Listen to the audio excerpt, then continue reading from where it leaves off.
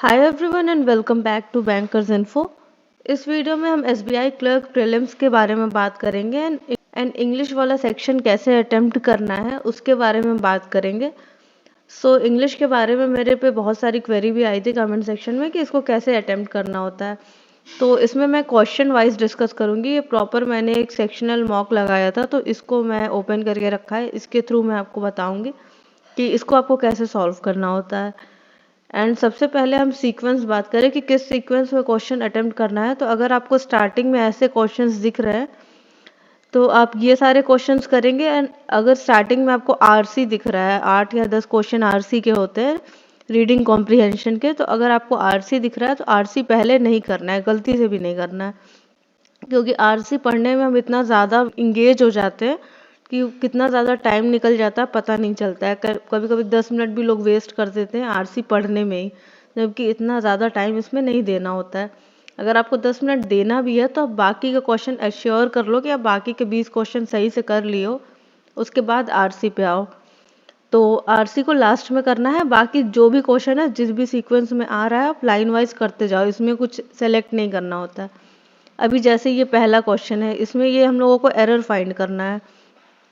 तो error find करने के लिए मैं आपको 3 टॉपिक बताती हूँ। आप 3 टॉपिक अच्छे से पढ़ लो क्योंकि प्रीलिम्स के मैं सिर्फ प्रीलिम्स की बात करूंगी इस वीडियो में। प्रीलिम्स लेवल में बस 3 मेन टॉपिक से ज़्यादा क्वेश्चंस आते हैं। एक आपका प्रिपोजिशन से, एक आपका कंजंक्शन से एंड आपका टेंसेस से। टेंसेस से ज़्यादा क्वेश्चंस दिखते हैं अगर थोड़ा क्वेश्चन को डिफिकल्ट करना है तो, वरना नॉर्मल प्रिपोजिशन या कंजंक्शन के।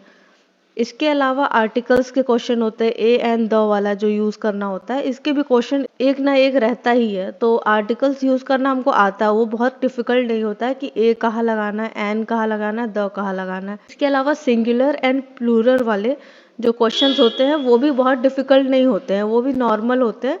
वो भी आप समझ सकते हो कि कहाँ एस लगाना है, कहाँ ईएस लगाना है एंड कहाँ एस नहीं लगाना है। ये सारी चीज़ें तो नॉर्मल होती हैं, तो ये सारे आते हैं, ग्रामेटिकल एरर वाले क्वेश्चन में आते हैं, तो ये आपका हो जाएगा। लेकिन इसके अलावा प्रपोजिशन, कंजंक्शन एंड टेंसेस से ज़्यादा क्वेश्चन देखने को मिलते हैं।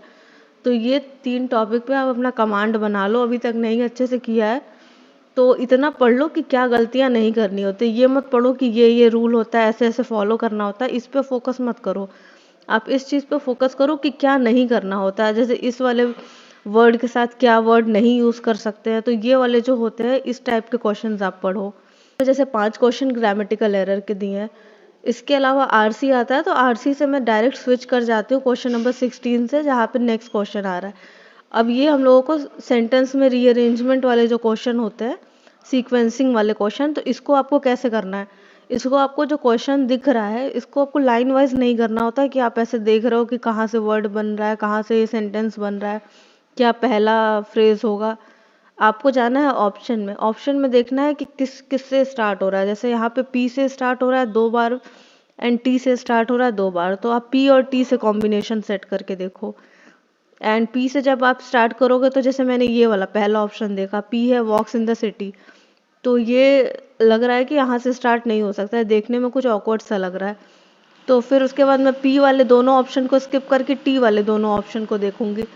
तो जब मैंने टी वाला ऑप्शन देखा तो ओवर टाइम केविन डेवलप्ड, तो ये लग रहा है कि हाँ इससे स्टार्ट हो सकता है। तो फिर मैं ये 2 ऑप्शन में देखूंगी कि कैसे कौन सा सही बैठ रहा है एंड फिर इन दोनों में से मार्क कर दूंगी। क्योंकि अगर हम अपने मन से बनाने बैठते हैं तो और टाइम लगता है। आप ऑप्शन में देखो, और ऑप्शन में और आसान हो जाता है जब एक ही अल्फ़ाबेट से 2 ऑप्शन दिए रहते हैं तो और इजी हो जाता है।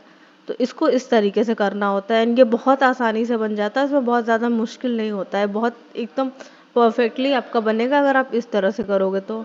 एंड जब ये वाले क्वेश्चंस आते हैं जिसमें वर्ड की पोजीशनिंग करनी रहती है तो इसमें ऑप्शन काम नहीं आता, फिर आपको इसमें सेंटेंस पढ़ना होता है। एंड यहाँ पे आपकी रीडिंग स्किल्स काम आती है कि यहाँ पे है कि living and most in one of the, तो लिविंग एंड मोस्ट ये कोई सेंस नहीं बन रहा है, तो यहाँ ए और बी को रिप्लेस किया गया है। लिविंग एंड वर्किंग मतलब रहना और काम करना, ये दोनों को एक दूसरे को कॉम्प्लीमेंट कर रहा है, अच्छा पेयर बन रहा है, तो इसको यहाँ पे हम लोग रिप्लेस करेंगे। तो इसलिए आपका यहाँ रीडिंग का जो भी स्किल है वो यहाँ पे काम आता है। इसीलिए मैं कहती हूँ कि रेगुलर रीडिंग करनी चाहिए। आप मेंस के लिए करो लेकिन रीडिंग करते रहो। एंड फिर लास्टली यहाँ पे क्लोज टेस्ट दिया हुआ है। एंड प्रैक्टिस मॉक में जो सेक्शनल मॉक्स दिए रहते हैं या फिर फुल मॉक्स दिए रहते हैं, एकदम वैसे ही क्वेश्चन एग्जाम में भी आते हैं। मैंने ये कई बार नोटिस किया है कि प्रैक्टिस मॉक का जो भी सिलेक्शन ऑफ क्वेश्चन है बहुत सही रहता है, उसी टाइप के क्वेश्चंस एग्जाम में देखने को मिलते हैं। इनफैक्ट मैंने IBPS PO मेंस में भी ये चीज़ देखा था कि इसी टाइप के क्वेश्चंस आ रहे थे वहाँ पे एग्जाम में। तो क्लोज टेस्ट थोड़ा सा ट्रिकी होता है, तो यहाँ पे भी आपका reading skill and grammar knowledge दोनों काम आएगा, क्योंकि इसमें कई जगह तो हम लोगों को ऐसे मतलब सेंस समझना रहता है कि किस सेंस में जा रहा है ये पैराग्राफ, एंड उसके बाद वर्ड सेलेक्ट करने होते हैं। एंड इसके अलावा ग्रामर का रूल कहाँ काम आ रहा है, तो ग्रामर जैसे यहाँ पे किस टेंस में है, जैसे पास्ट टेंस में है, प्रेजेंट टेंस में है, फ्यूचर टेंस में, ये चीज़ आप इस पैराग्राफ को पढ़ोगे तो आपको आइडिया लगेगा। तो फिर जो ऑप्शन है आपको उसमें भी टेंस सेलेक्ट करना होगा कि ये किस टेंस में है, तो उस हिसाब से आप ऑप्शन प्लेस कर सकते हो। तो अगर आपको ग्रामर की अच्छी नॉलेज है तो वो वहाँ काम आ जाएगा। अगर आपको रीडिंग करने की अच्छी हैबिट है तो भी आपका वो चीज़ काम आ सकता है, क्योंकि आप जब पढ़ोगे इसको तो आपको अपने आप ऑप्शन समझ में आएगा कि हाँ ये लॉजिकली नहीं बैठ रहा, ये ऑप्शन हो सकता है। इसके अलावा जब भी आप क्लोज टेस्ट करो तो एक बार पूरा पैराग्राफ देख लो, पूरा पैराग्राफ पढ़ लो, स्किमिंग कर लो उसकी, एंड उसके बाद ऑप्शन सेलेक्ट करो कि हाँ क्या ऑप्शन हो सकता है। ऐसा नहीं कि आप पूरा पैराग्राफ नहीं पढ़े हो, फिर आपको पता ही नहीं है कि किस फॉर्म में चल रहा है ये पैराग्राफ, क्या इसमें बातें हो रही हैं। फिर कई बार होता है कि लोग पूरा पैराग्राफ नहीं पढ़ते हैं क्लोज टेस्ट का, एंड उसके बाद एक जैसा अगर दो ऑप्शन रहता है तो उसमें कंफ्यूज हो जाते हैं। तो इसलिए ज़रूरी होता है कि आपको पूरा मीनिंग पता होना चाहिए कि बात क्या चल रही है एंड किस टेंस में है ये पूरा पैराग्राफ। तो इस तरह से आपको ये क्वेश्चंस करने हैं।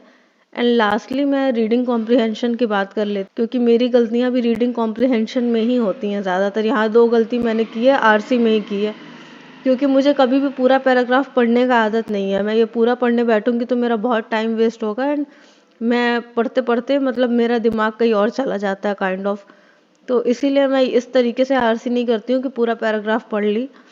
मैं सबसे पहले पहला पैराग्राफ पढ़ती हूँ, उससे मीनिंग समझती हूँ कि क्या बात चल रही है, एंड फिर lastly last paragraph. And prelims वाले में बहुत लंबा RC नहीं दिया रहता, छोटा ही रहता है, इसीलिए उसको समझना थोड़ा आसान होता है।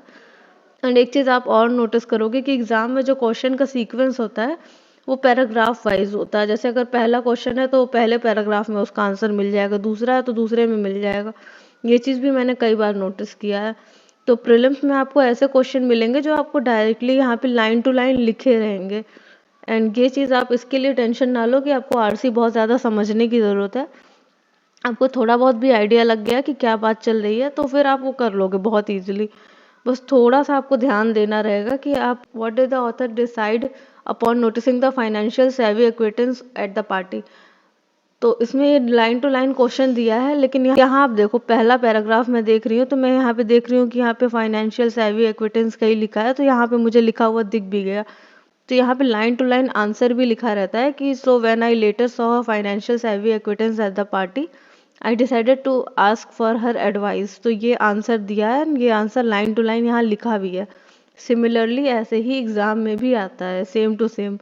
तो इसमें आपको बहुत ज़्यादा दिमाग नहीं लगाना पड़ेगा, आप लाइन टू लाइन देखो। बस ये चीज़ है कि आप ये चीज़ पढ़ रहे हो तो इसके आगे का एक दो लाइन और पढ़ लो, क्योंकि आगे भी हो सकता है कुछ कंफ्यूज करने के लिए या फिर कुछ और उसमें ऐड किया हुआ हो, तो एक से ज़्यादा ऑप्शन सही हो, तो इसलिए आगे का भी थोड़ा सा पढ़ लेना चाहिए। तो इसको आपको ऐसे करना है। एंड इसमें जो वोकैब वाले क्वेश्चन आते हैं, जैसे सिनोनियम या एंटोनियम पूछता है, तो प्रीलिम्स के मॉक में वो भी क्लर्क में बहुत इजी वर्ड्स रहते हैं, बहुत ज़्यादा कंफ्यूजिंग नहीं रहते, तो आप कर सकते हो। लेकिन आपको थोड़ा सा भी डाउट लगे कि हाँ ये दो में हमको कन्फ्यूजन हो रहा है, तो आप उसको सीधे छोड़ दो। क्योंकि एक चीज़ मैं बता देती हूँ कि SBI का जो नॉर्मलाइजेशन होता है वो बहुत खतरनाक होता है। उसमें आपका 3-4 गलत हो गया तो वो लोग उतना ही नंबर डिडक्ट भी कर देते हैं। क्योंकि मैंने देखा है कि मेरा IBPS क्लर्क में जितना आता है एंड SBI क्लर्क में बहुत ज़मीन आसमान का अंतर रहता है। तो इसमें नॉर्मलाइजेशन अलग लेवल का होता है। यहाँ जैसे मैंने 3 गलतियाँ कर दी, अगर मैंने ये 3 छोड़ा होता तो मुझे सीधे सीधे 27 मार्क्स मिलते, लेकिन अब 3 गलतियाँ कर दी तो मेरे मार्क्स और कम हो गए।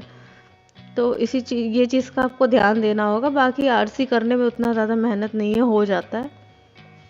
सो आई होप आपको ये इन्फॉर्मेशन यूजफुल लगेगा। All the very best to all of you. Don't forget to like share subscribe to my channel bankers info.